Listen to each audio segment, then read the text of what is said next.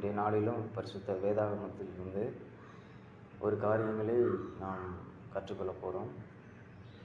ஏன் இன்னும் சாத்தானும் பாவமும், அதாவது லூசிபரும் பாவங்களும் இன்னும் ஏன் அழியவில்லை, இன்னும் இருக்கிறது இந்த உலகத்திலே அப்படி பார்க்கும்போது, மத்தேயு 13வது அதிகாரம் 28, 29 வசனங்களை நாம் படித்து பார்க்கும்போது, அங்கே எஜமானிடத்தில் வேலைக்காரர்கள் வந்து கேட்குறாங்க, ஐயா, நல்ல நிலத்தில் நம்ம கோதுமை மணிகளை தான் விதைத்தோம், இப்போது கோதுமை மணிகளோடு சேர்ந்து களைகளும் அதிகமாக வளர்ந்து விட்டது, அதுக்கு காரணம் யார்?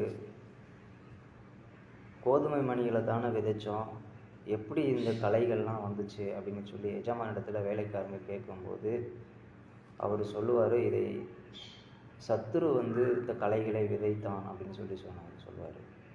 இப்போ இவங்க வேலைக்காரங்க சொல்லுவாங்க, நாங்கள் வேணால் போயிட்டு அந்த களைகள் எல்லாத்தையும் பிடுங்கி போட்டுட்டுருமா அப்படின்னு சொல்லி கேட்கும்போது அவர் சொல்லுவார், இல்லை வேண்டாம், நீங்கள் களைகளை பிடுங்கும்போது அந்த கோதுமை மணிகளையும் சேர்த்து நீங்கள் பிடுங்கிடுவீங்க, அதனால் வேண்டாம், இது நல்லா வளர்ந்து அறுப்பு வரும்போது ரெண்டையும் பார்த்துக்கலாம், அது வரைக்கும் ரெண்டையுமே வளர விடுங்க அப்படின்னு சொல்லுவார்.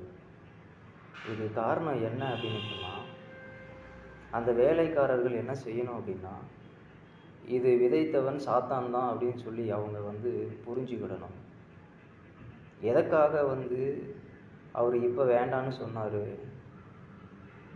இதை களைகளை பிடுங்குவதற்கு பதிலாக கோதுமை மணிகளை என்ன பண்ணிடுவாங்க, சேர்த்து பிடுங்கிடுவாங்க. அப்போ கஷ்டப்பட்டு விளைந்த அந்த கோதுமை மணிகள் வேஸ்ட் ஆகிடும். அதே போல தான் இந்த உலகத்தில் பாவத்துக்கு காரணம் சாத்தான் தான், ஆண்டவர் கிடையாது. ஆண்டவர் எப்போதுமே அன்பு உள்ளவர் என்பதை மனிதர்கள் யாரும் புரிந்து கொள்ளணும். அப்படிங்கிறதுக்காக தான் இன்னும் உலகத்தில் சாத்தானும் பாவமும் இன்னும் அழிக்கப்படவில்லை. நம்ம மனிதர்களாகிய ஒவ்வொருவரும் அதை நாம் புரிந்து கொள்ள வேண்டும். ஒவ்வொரு பாவத்திற்கும், ஒவ்வொரு சாபத்திற்கும், கஷ்டத்திற்கும் காரணம் வந்து சாத்தான் தான். அவன் தான் இதை விதைச்சிருக்கான் அந்த பூமியில் அப்படிங்கிறத நாம் எல்லா மனிதர்களும் உணர்ந்து கொள்ள வேண்டும்.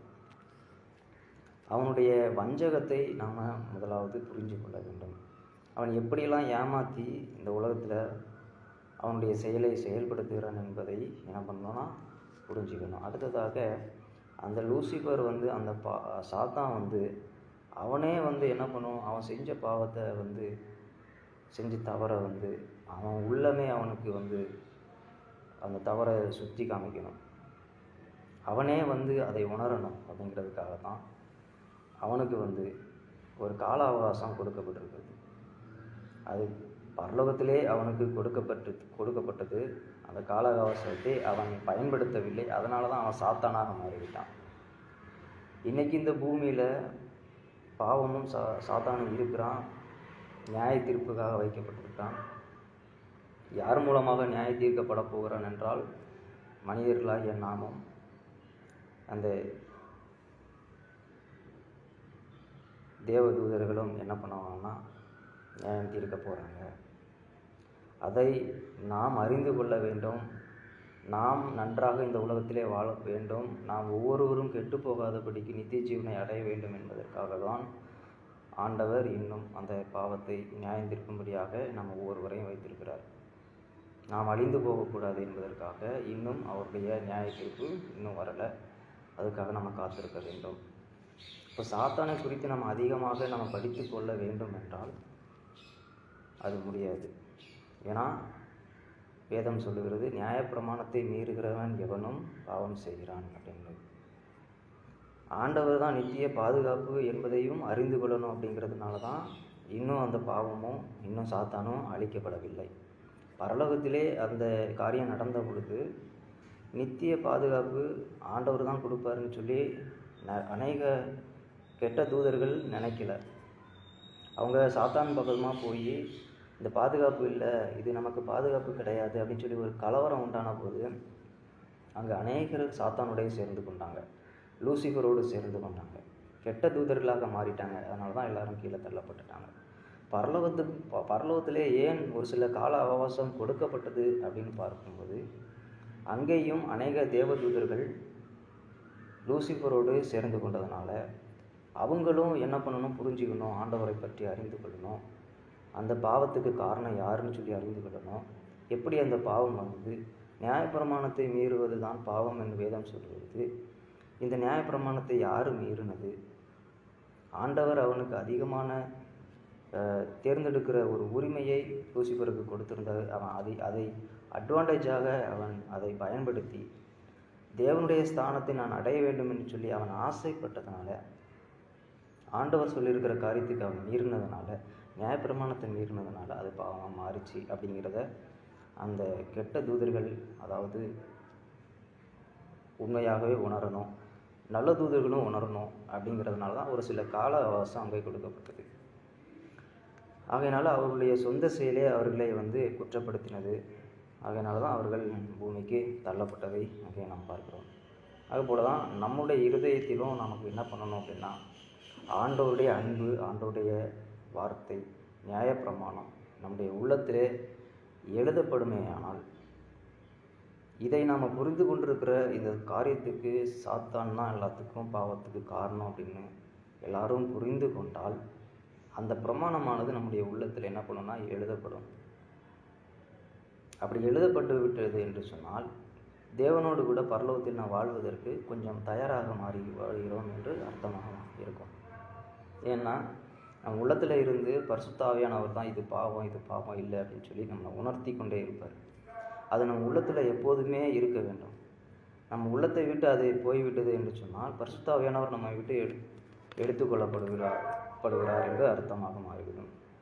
பரிசுத்த ஆவியானவரை நாம் துக்கப்படுத்துகிறவர்களாக நாமும் காணப்படும். ஆகையினால ஆண்டவருடைய குணத்தையும் ஆண்டவரையும் பற்றி அதிகமாக நாம் அறிந்து கொண்டால்தான் இந்த பாவம் எப்படிப்பட்டது, எது எல்லாம் பாவம், நியாயப்பிரமாணத்தை மீறுவது மட்டுமல்ல பாவம், அந்த நியாயப்பிரமாணம் என்ன அப்படிங்கிறதை நாம் புரிந்து கொள்ள முடியும்.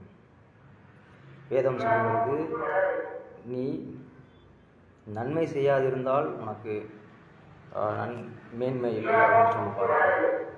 நான் நன்மை செய்யவில்லை என்றாலும் பாவம்தான். மற்றவர்களுக்கு தீங்கு செய்தால் மட்டும் பாவம் அல்ல, நன்மை செய்யாமல் இருந்தாலும் பாவம். நாம் ஆண்டவரிடத்தில் ஒரு பொருத்தனை பண்ணிவிட்டு அந்த பொருத்தனை நிறைவேற்றாவிட்டாலும் அது பாவம். இப்படி பாவங்கள் எது பாவம் அப்படின்னு சொல்லி வேதாகமும் அநேக வேத வசனத்தின் மூலமாக நமக்கு சுட்டி காட்டுகிறது. அதையெல்லாம் நம்ம தெளிவாக அறிந்து கொண்டால்தான் சாத்தானை குறித்து நம்ம அறிந்து கொள்ள முடியும். அதனால் முதலாவது பாவத்தை குறித்து நம்ம அறிந்து கொள்ள முயற்சிக்காமல், ஆண்டவரை குறித்தும் ஆண்டவருடைய நியாயப்பிரமாணத்தை குறித்தும் சத்திய வேத வசனங்களை குறித்தும் அறிந்து கொள்ள நாம் பிரயாசப்படுவோம். வேதம் அதைத்தான் சொல்லுகிறது. 1 யோவான் 4வது அதிகாரம் 8வது வசனத்திலே, அன்பு இல்லாதவன் தேவனை அறியான், தேவன் அன்பாகவே இருக்கிறார். அந்த அன்பை நாம் புரிந்து கொள்வதற்கு பிரயாசப்பட வேண்டும், ருசி பார்க்க வேண்டும், அதை அறிந்து கொள்ள வேண்டும் என்று சொன்னால் அவருடைய குணாதிசயங்களையும் அவருடைய சத்திய வேத வசனங்களையும் நம்ம அறிந்து கொள்ள முயற்சிக்க வேண்டும். அப்போ தான் எது பாவம் நமக்கு தெரியும். அப்போ தான் சாத்தானை குறித்து நம்ம அறிந்து கொள்ள முடியும். இல்லை என்று சொன்னால் சாத்தானுடைய வலையிலே விழுந்து நம்ம பாவத்திற்கு ஆளாகி விடுவோம். ஆகவே நம்ம பரிசுத்தமாய் வாழ முயற்சி செய்வோம். ஆகவே இன்னும் இந்த பாவம் இந்த உலகத்தில் இருக்கிறதற்கு காரணத்தை நாம் பார்த்தோம். கர்த்தர் தாமே உங்களை ஆசீர்வதிப்பாராக. ஆமென்.